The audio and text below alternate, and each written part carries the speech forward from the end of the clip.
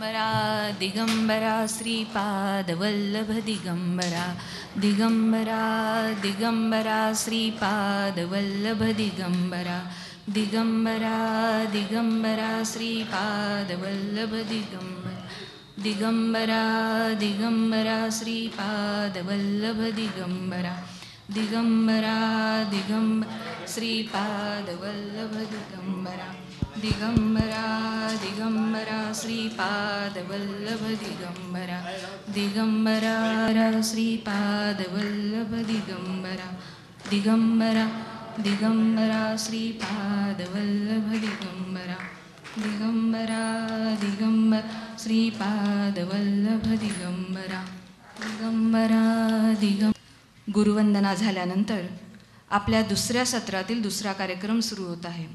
सर्वप्रथम मी परमहंस परिव्राजकाचार्य श्री सुरेशानंद स्वामी महाराजांना सविनय प्रणाम करते.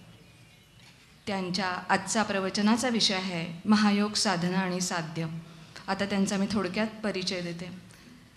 सुरेशानंद स्वामीजी महाराज देवास मध्य प्रदेश येथून आलेले आहेत. त्यांच्याबरोबर परमपूज्य माधवतीर्थ स्वामीजीही आलेले आहेत.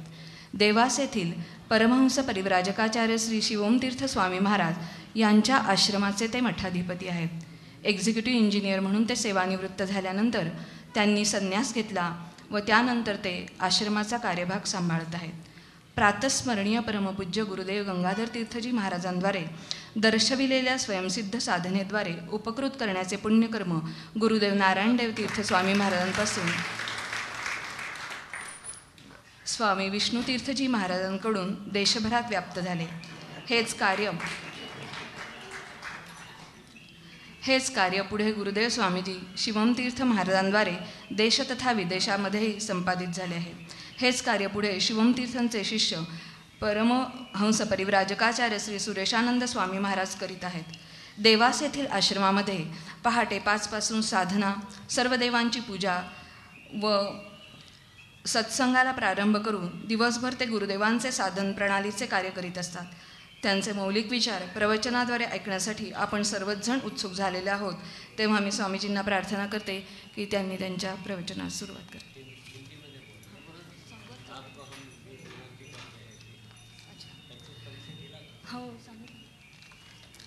मैं स्वामी जी महाराज को ये प्रार्थना करती हूँ कि वो अपने प्रवचन के लिए अपना प्रवचन शुरू करें.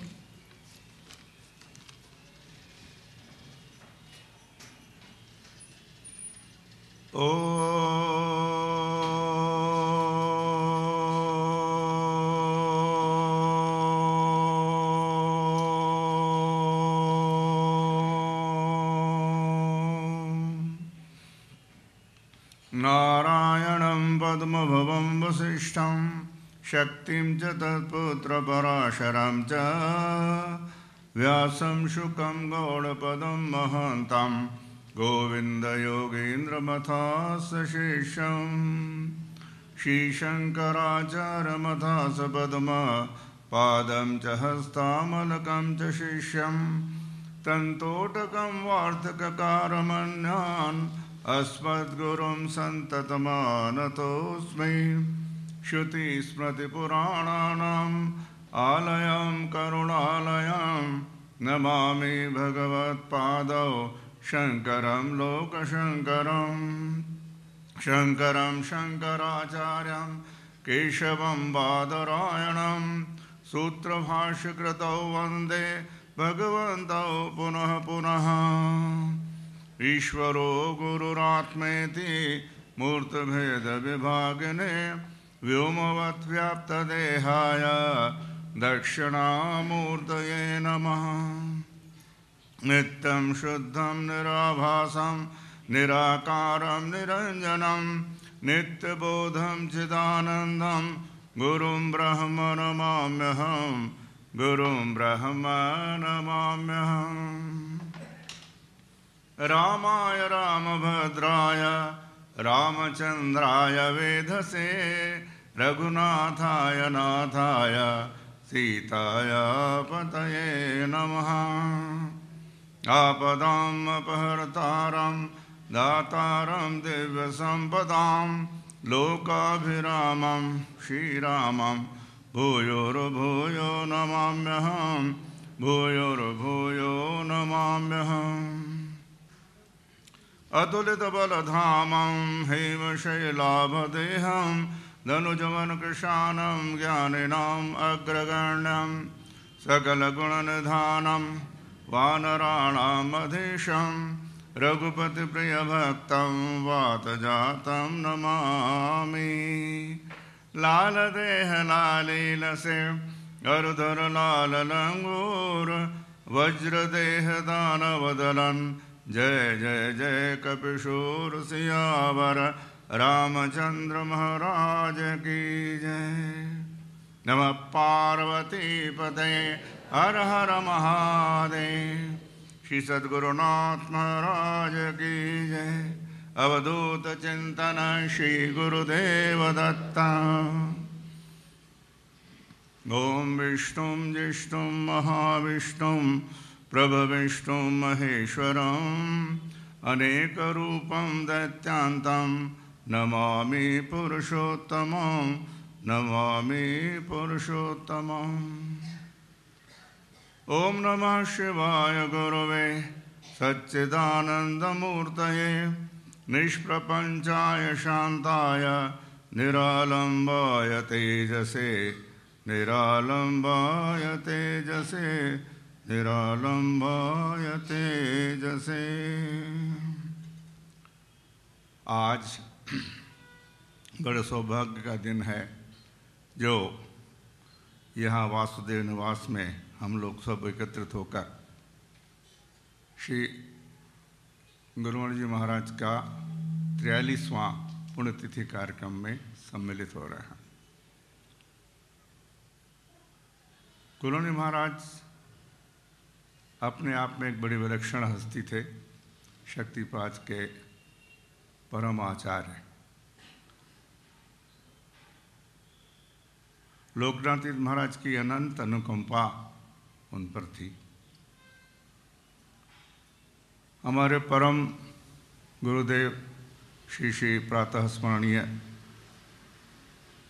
अनंत कोटि ब्रह्मांड नायक विष्णुतीर्थ महाराज का भी बड़ा सानिध्य रहा उनके साथ। सबसे प्रथम जो विष्णुतीर्थ महाराज की और गुरुमणि महाराज की मुलाकात हुई थी वो एक बड़े विलक्षण समय पर विलक्षण जगह हुई थी। ये दोनों एक दूसरे को जानते नहीं थे, दोनों एक ही राह के पथिक थे। केदारनाथ का भ्रमण था। केदारनाथ से महाराज जी लौट रहे थे। महाराज जी इधर से गुरुमणि महाराज दर्शन करने जा रहे थे, ऐसा कुछ प्रसंग उसमें आता है। शक्ति का कितना वो प्रभाव रहता है इसका अनुभव हम सबको होता भी है, पर ऐसे महापुरुषों को तो एक अलग ही आनंद की अनुभूति होती है। तो हमारे महाराज जी जब वहाँ से लौटे, उन्होंने देखा, उनको देखते तो कुछ ऐसा लगा कि शायद ये अपने ही परंपरा से जुड़े हुए हैं या अपने ही हैं। तो हालांकि निकल गए आगे जाने के बाद फिर उन्होंने वापस देखा। शक्ति ने उनको वापस देखने लिए कहा और उनको भी वही आभास हुआ, उन्होंने भी वापस देखा। जब दोनों ने आपस में देखा मतलब शक्ति का दोनों में वही सामंजस्य था। ये एकात्म भाव रहता है, ये गुरु तत्व की महत्व है। दोनों ने एक दूसरे से इंट्रोडक्शन किया। उन्होंने बोला मैं गुरुमणि, महाराज ने अपना परिचय दिया। ये पहला ये मुलाकात थी, पहला संयोगवश मिलन था दो महान हस्तियों का। और फिर तो पूना महाराज जी का आना जाना होता रहा। दूसरा कि इस समय था शायद सहस्त्र चंद्र दर्शन का, उस टाइम भी विष्णुतीर्थ महाराज यहाँ पधारे थे। स्वामी जी महाराज का बहुत विशाल कार्यक्रम हुआ था, देखने वाले होंगे अभी भी यहाँ ज़रूर। उन्होंने जो अनुभव देखा होगा या उन्होंने जो दृश्य देखा होगा वो बड़ा अविस्मरणीय रहा होगा। हम लोग तो जी हाथी हाथी पे वो निकली थी, शोभा यात्रा निकली थी। शायद महाराज जी बैठने में इच्छुक नहीं थे, पर महाराज जी ने उनको बिठाया और साथ में बैठ के फिर वो जो शोभा यात्रा निकली वो अपने आप में बड़ी अलौकिक रही होगी। जिन्होंने देखा वो बड़े सौभाग्यशाली हैं। हम लोगों ने देखा तो नहीं, पर जो पठन पाठन से मालूम पड़ा या जो संपर्क जो मालूम हुआ उससे हम अभिभूत हो गए। उसके बाद तो बड़े महाराज जी का आना जाना पुनः चलता रहा।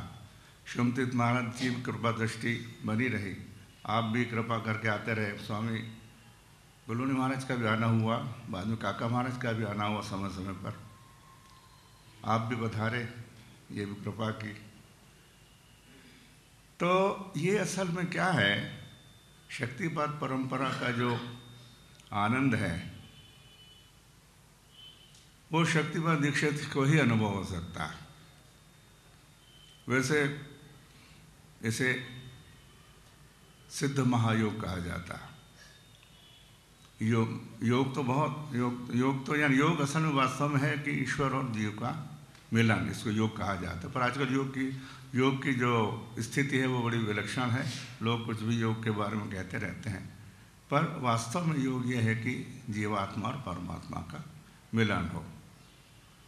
इसके लिए जो साधन पथ अपनाया जाता है उसको साधन कहा जाता है। तो अपना जो शक्तिपात परंपरा जो साधन है वो स्वयं सिद्ध शुभ साधन ये कहा जाता है। दक्षिणामूर्ति की आरती होती है आश्रम में, जय दक्षिणामूर्ति, स्वामी दक्षिणामूर्ति।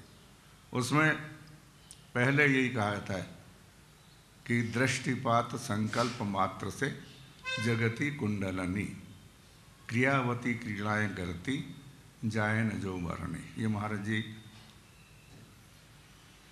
के द्वारा गाया जाता था। और इसमें महाराज जी का यह कहना था कि शक्तिपात में जो है दृष्टि मात्र से ही शक्ति जागृत हो जाती है। ऐसे सिद्ध महापुरुष जो रहते हैं वो दृष्टि मात्र से ही शक्तिपात कर देते हैं। शक्तिपात संकल्प दीक्षाएं तो यहाँ होती हैं, संकल्प मात्र से भी हो जाता है। स्पर्श दीक्षाएं भी होती हैं, उसका अपना अपना अलग ट्रेडिशन है। हमारे योगानंद महाराज ने स्पर्श दीक्षा को ज़्यादा महत्व दिया, और वो भी मंत्र सहित स्पर्श दीक्षा। अपने यहाँ संकल्प दीक्षा ही अधिकतर होती हैं।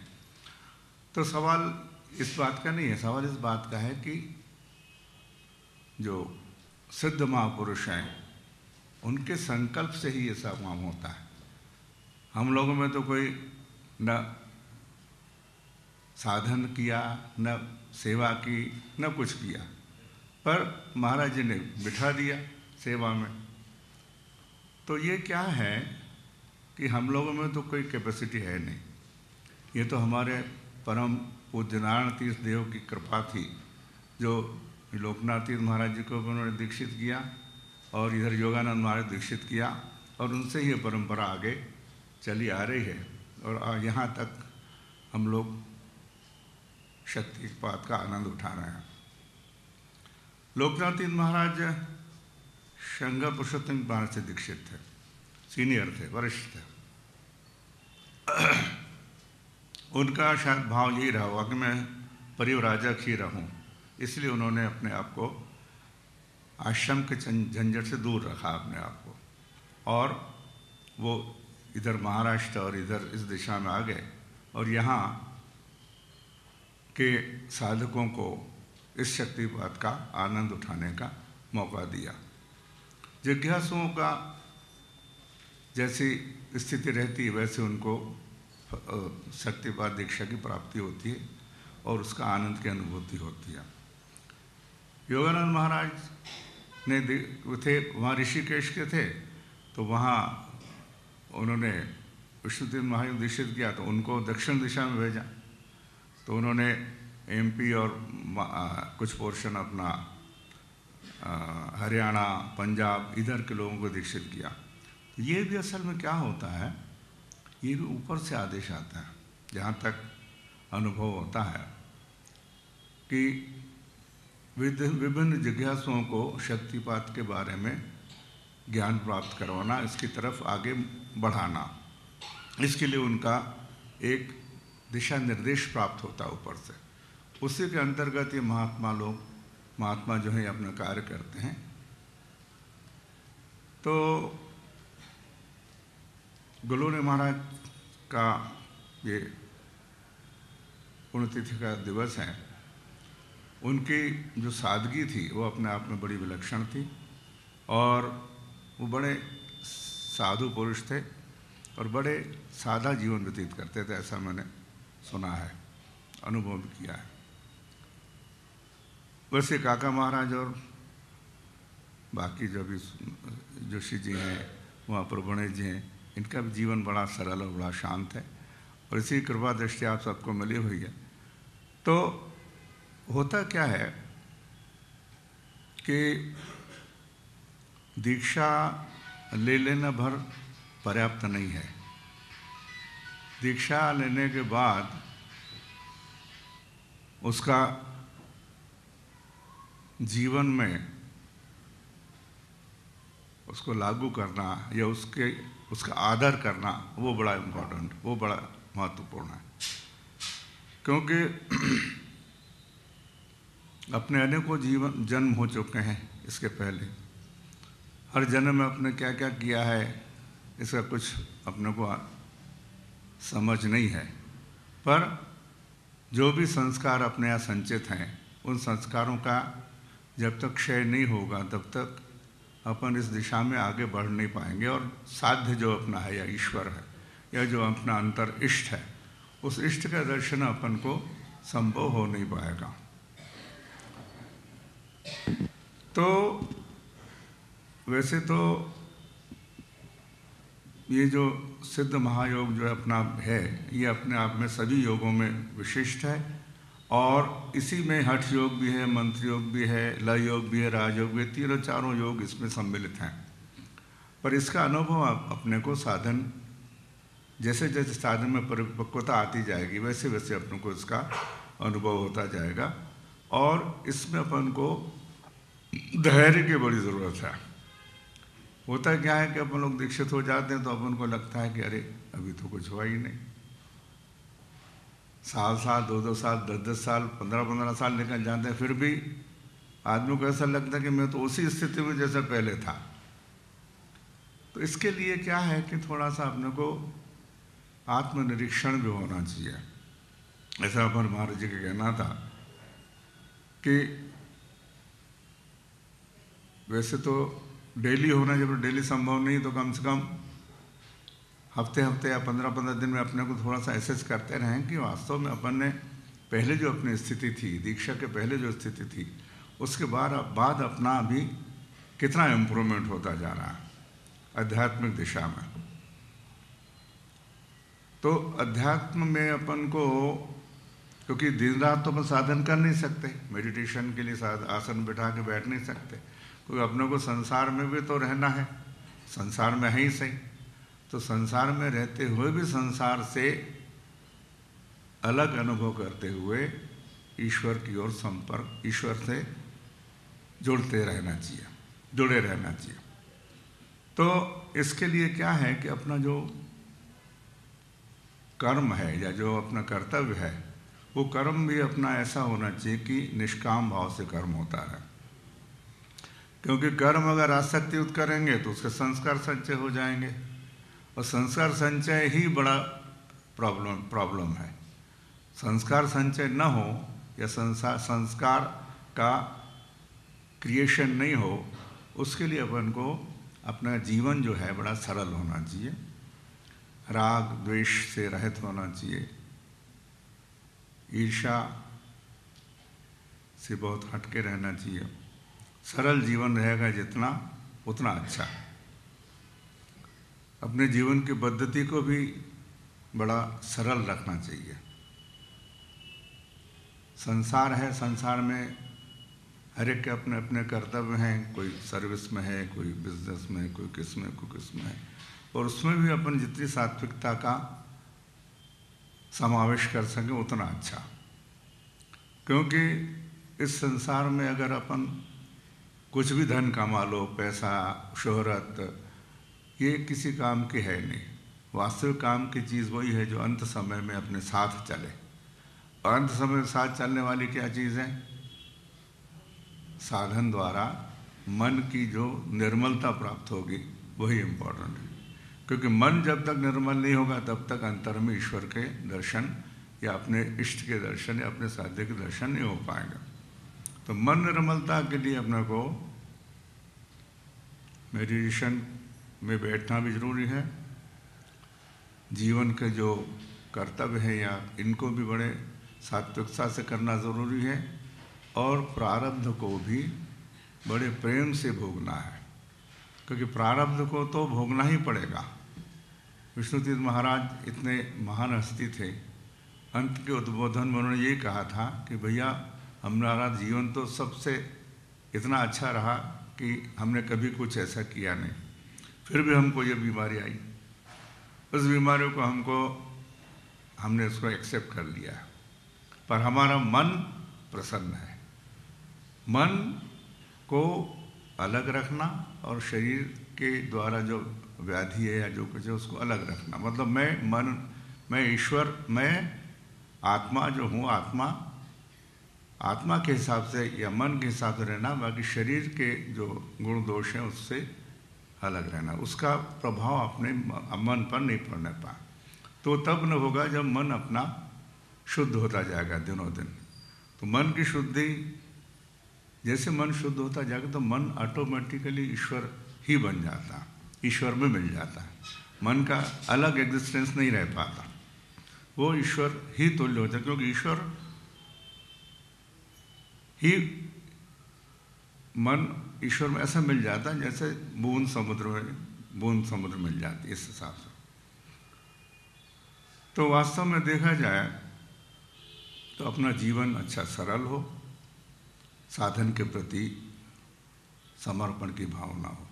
साधन भी अपन करते हैं तो कभी कभी ये सोचते हैं कि मैं तो नित्य प्रति 8 घंटे साधन करता हूँ, बाकी लोग तो करते नहीं। ये असूया है। इससे अपने को कंपेयर नहीं करना, अपन को अपना सोचना कि मुझे ये गुरु महाराज की आज्ञा का पालन करते हुए अपने आप को उन्नति करते जाना है साधन पथ पर।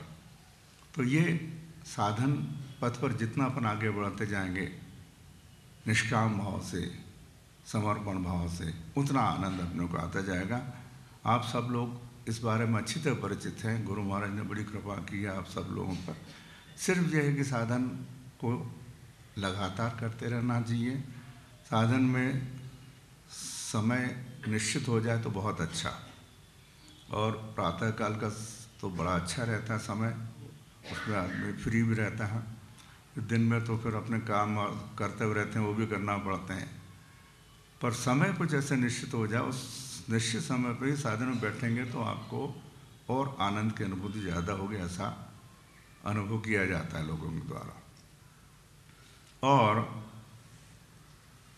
जीवन निष्काम भाव से हो और प्रारब्ध को सहन करने की शक्ति मिले। तो हमारे जितने महापुरुष हुए हैं इन सब की स्थिति पहले एक साधारण साधक जैसी ही थी, जैसे हम सब लोगों की है। यही नहीं, वैसे जब जो आदमी साधन की तरफ ज़्यादा समर्पण भाव से करता रहेगा और धीरे धीरे करके ईश्वर की ओर बढ़ता जाएगा, इस जन्म में नहीं तो आगे जन्म में, आगे नहीं तो उसका आगे के जन्म में कभी न कभी अपनों को सद्गुरु का साक्षात्कार होगा। इसका भरोसा हमारे महापुरुषों ने दिया है, इसलिए अपन को निराश नहीं होना चाहिए। जो आदमी शक्तिपात दीक्षित हो गया तो उसको पूरा भरोसा होना चाहिए मुझे ईश्वर के दर्शन होना ही है। कोशिश की जाना चाहिए, कोशिश ये होना चाहिए मतलब कि इसी जन्म में ही अपने को ईश्वर का साक्षात्कार हो। ईश्वर का साक्षात्कार हृदय में होता है, पहले अंतर में होता है, ऐसा महापुरुष बताते हैं।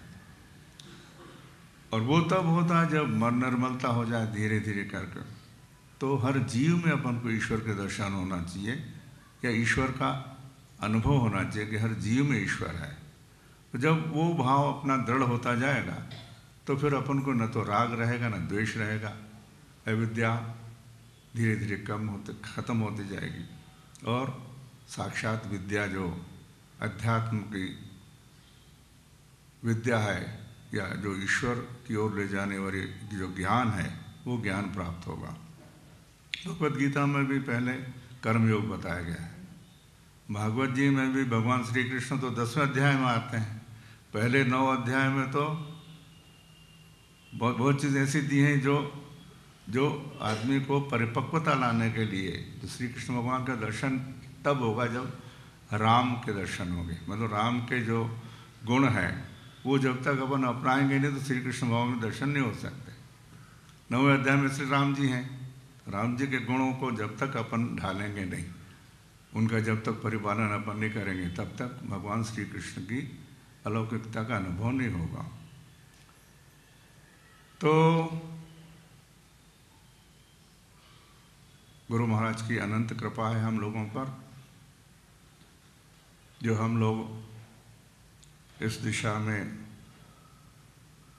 बड़ी कृपा से जुड़ गए और इस कृपा का अपने को इसी जीवन में अनुभव हो जाए, साक्षात अनुभव हो जाए, दर्शन हो जाए, यही हमको प्रयास होना चाहिए। जहाँ तक साधन का प्रश्न है तो गुरु महाराज की जो दीक्षा है उस दीक्षा से ही अपना साधन प्रारंभ होता है आगे। इसके पहले तो आणवोपाय से जो किया जाता है उसकी स्थिति रहती है। बाद में जब शाक्तोपाय में आदमी आता है तो शाक्तोपाय में आने के बाद ही आदमी को आगे बढ़ने की स्थिति आती है और उसमें भी अपन को सहनशीलता से और बड़े धैर्य से आगे बढ़ते जाना है। लक्ष्य को जल्दी प्राप्त करने की कोशिश नहीं होना चाहिए, क्योंकि वो लक्ष्य तो अपने आप आएगा, तब आएगा जब अपना मन और बुद्धि निर्मल होती जाएगी। मन और बुद्धि की निर्मलता जब तक प्राप्त नहीं होगी तब तक आदमी कुछ भी प्रयास करे ईश्वर के या अपने साध्य के दर्शन होना संभव नहीं है। तो मन निर्मलता, बुद्धि की शुद्धि, इसके लिए जो भी साधन किया जाता है उसको बड़े प्रेम, बड़े श्रद्धा और बड़े भाव से किया जाए। यही शास्त्रों में भी दिया है, यही संतों के भी उपदेश है और यही हमारे गुरु महाराजों की भी कृपा दृष्टि है और उनका भी यही भाव है। इतना कहकर मैं अपने भावों को विश्राम देता हूँ। सद्गुरुनाथ महाराज की। आत्ताच आपण महायोग साधनेची बैठक केली, सगळ्यांना इथे उत्तम अनुभव आलेच असतील, परंतु काही लोक जे इथे शक्तिपात ज्यांची दीक्षा झालेली नाही आहेत असेही लोक इथे कदाचित असतील, म्हणून 2 शब्द सांगतो। आता या साधन बैठकीला जे बसले होते त्यांच्यातून काही असे आवाज आपल्याला ऐकू आले असतील किंवा काही लोकांना हालचाली होत आहेत असं आपल्याला जाणीव झाली असेल, तर ह्या सगळ्या भगवती शक्तीची ही सगळी कृपा आहे आणि ह्याच हालचालींना किंवा ह्याच आवाजांना आपण योगक्रिया म्हणतो, ज्या आपल्याला आपलं मन शुद्धीकरणासाठी या आपोआप होत असतात, म्हणून याला कृपायोग असंही म्हणतात। थोडं मार्गदर्शन अजून आपल्याला स्वामीजींकडून जे हवं आहे ते आता आपल्याला मिळणार आहे। सद्गुरुनाथ महाराज की जय। 14 तारीख से ये कार्य प्रारंभ हुआ। 14 तारीख से श्री गुरुणी महाराज के जो ये पुण्यतिथि का जो कार्यक्रम चल रहा है ये मध्य से आगे बढ़ गया है और 20 तारीख को इसका समापन होगा। यहाँ आप बता रहे हैं कि दीक्षित लोग भी हैं और अदीक्षित भी यहाँ आए हुए हैं, ऐसा मालूम हुआ है। वास्तव में जो अदीक्षित लोग यहाँ आए हैं उनकी जिज्ञासा ही उनको यहाँ ले आई है। मतलब वो जिज्ञासु हैं। तो अध्यात्म की ओर झुकाव होना ये जिज्ञासा होती है ईश्वर की। क्योंकि जब आदमी इस संसार जगत से थोड़ा त्रस्त हो जाता है, जब तक जगत में लिप्त रहता, आसक्त रहता, तो उसको तो भगवान याद ही नहीं आते। जैसे गजेंद्र मोक्ष की कथा आपने सुनी होगी। तो गजेंद्र क्या था, बहुत बड़े परिवार था उसका, अपने आप में बहुत अभिमान युक्त गज था, अनेक हथनियाँ थी, अनेक बच्चे थे, अनेक परिवार था, बहुत बड़े परिवार था, और अपने आप को बहुत बड़ा पावरफुल समझता था। अभिमान के कारण उसको कोई लगता था कि मैं सब कुछ हूँ, मुझे कोई जीत नहीं सकता, मैं सर्वे सर्वा हूँ। पर जब वो समुद्र में जाता है या तालाब सरोवर में जाता है और मगर जब उसको खींचता है, तो पानी में मगर की ताकत ज़्यादा रहती है और स्थूल जगह पे हाथी की शक्ति पानी में कम हो गई। तो मगर उसको खींचता चला गया। और जब तो पहले तो उसने अपने परिवार वालों को देखा कि कोई बचाने आएगा। जब जो परिवार वालों ने देखा कि अरे ये तो जा रहा है, तो अब कहाँ अपन उससे पीछे पड़े, तो छोड़ दिया उसने। तो अंत में जब वो उसको ऐसा लगा कि अब परिवार भी अपने काम आने वाला नहीं है, धन अपने काम वाला आने वाला नहीं है, और बाकी संसार का कोई भी पदार्थ, कोई भी प्राणी अपने काम आने वाला नहीं है, तब जाकर उसको भगवान की याद आई। तो ईश्वर की याद कब आती है, जब अपन लोग संसार से थोड़ा सा विरक्त हो जाते हैं या संसार से कुछ ठोकर लगती है। जो पूर्व जन्मों में कुछ साधन भजन जिसने किया होता है, तो उसका तो इस जन्म में भी वो कंटिन्यूशन आगे बढ़ जाता है। शास्त्र लिखते हैं कि पूर्व जन्म में जो मेहनत जिसने की है, गीता जी में भी लिखा हुआ है कि पूर्व जन्म में की हुई मेहनत आपको आगे उसी स्टेप से आगे बढ़ाने के लिए सहायक होती है। तो जो लोग जिज्ञासु हैं, जो लोग यहाँ गुरु महाराज के दरबार में आए हैं, कुछ आशा लेके आए हैं, जो जिज्ञासा लेके आए, तो वो बड़े भाग्यशाली हैं। उनको अपने आप में विचार करना चाहिए कि इस परंपरा में आपको जाने में अच्छा लगेगा कि नहीं लगेगा। पहले सोच समझ के आगे बढ़ना चाहिए। और फिर जब संसार से जब धीरे धीरे विरक्ति आती है, तो ईश्वर की तरफ आदमी आगे बढ़ता है। और अगर वो स्थिति आगे अच्छी बढ़ती गई तो आदमी आगे बढ़ता जाता है, नहीं तो फिर नीचे गिर सकता है। तो ऐसा है कि संसार बड़ा आकर्षण युक्त है, पल पल में आकर्षण है। संसार में ईश्वर की ओर जाने के लिए मार्ग बहुत कम है और संसार में आसक्त होने के मार्ग ज़्यादा हैं। इसीलिए जो लोग दीक्षा के इच्छुक हैं या जो इस दिशा में आने को इच्छुक हैं, तो वो बड़े सौभाग्यशाली हैं और वो अच्छा विचार करके और इस परंपरा को जोड़ने की कोशिश करें, ये उनका सौभाग्य ही रहेगा। क्योंकि हमारे परंपरा के महात्माओं ने जो तपस्या की है, जो मेहनत की है, जो ईश्वर को प्राप्ति के लिए उन्होंने अपने आप को समर्पित किया है और ईश्वर को का साक्षात्कार भी किया है, वही समर्थ गुरु हैं। समर्थ गुरु वही क्या, गुरु तो बहुत हैं संसार में। आजकल तो गुरुओं का एक बिजनेस हो चुका है। तो फीस लगाते हैं, इतने हज़ार रुपये फीस भरो तो जाके दीक्षा देते हैं। तो ये सिस्टम जो है, ये तो दुकानदारी का हुआ। हमारे गुरु महाराज, हमारे जो महात्मा लोग थे, वो विरक्त थे इस मामले में। पैसे के लिए कोई इंटरेस्ट उनको था नहीं। उनको ये था कि जीव मात्र का ईश्वर की ओर झुकाव बढ़ता जाए और कोशिश की जाए कि इसी जन्म में ही ईश्वर के दर्शन की प्रयास किए जाएं। प्रयास तो पहले प्रयास ही किए जाते हैं, उसके बाद फिर अपने आप सब होता है।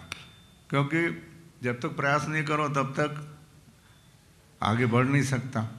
फिर बाद में मालूम पड़ता कि अरे अपने प्रयास से कुछ नहीं होगा, गुरु महाराज की इच्छा होगी तो ही होगा।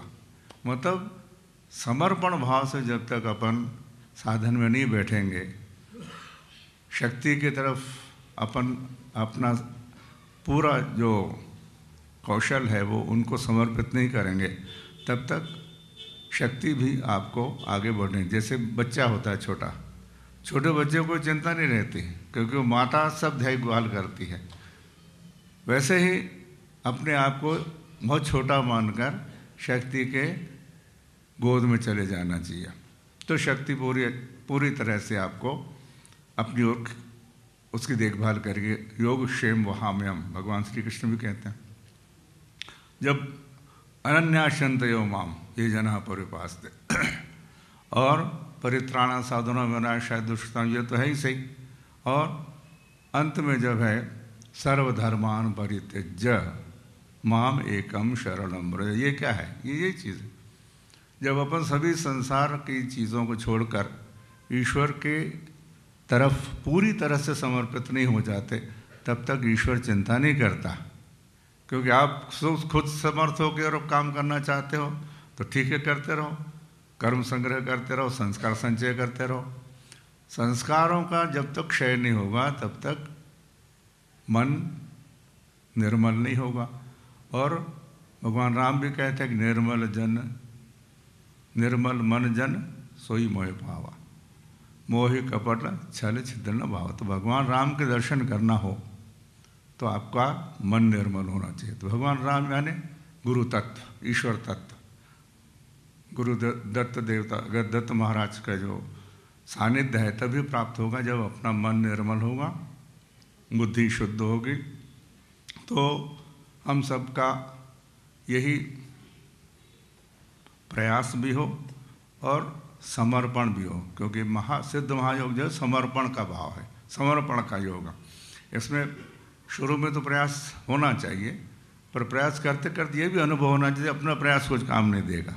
जब गजेंद्र को ये लगा कि अरे मैं खुद कोशिश करूँगा, जब उसको कुछ नहीं हुआ तब उसने ईश्वर को याद किया, तो ईश्वर ने तुरंत सुदर्शन चक्र कर भेज के उसको मुक्त कर दिया। तो अपने आप को जब तक अपन शक्ति के प्रति समर्पित नहीं हो जाएंगे, समर्पण भी पूर्ण समर्पण होना चाहिए। ऐसा नहीं कि थोड़ा परिवार में, थोड़ा धन में, थोड़ा घर में, थोड़ा बंगले में, कोई कार में, ऐसा नहीं। पूर्ण समर्पण जब तक ईश्वर की ओर नहीं होगा तब तक ईश्वर को कोई चिंता नहीं। ईश्वर तो अपने अंदर ही मौजूद है, पर ईश्वर का दर्शन क्यों नहीं हो रहे हैं? इसीलिए नहीं हो रहे कि अपन ईश्वर की तरफ समर्पित नहीं है। तो जब पूर्ण समर्पण होगा शक्ति के प्रति, उस इष्ट के प्रति, उस गुरु तत्व के प्रति, तब तक अपना आत्मोद्धार हो नहीं सकता, आत्म साक्षात्कार नहीं हो सकता। तो हम सब लोगों को गुरु मार्ग से प्रार्थना करना चाहिए कि प्रभु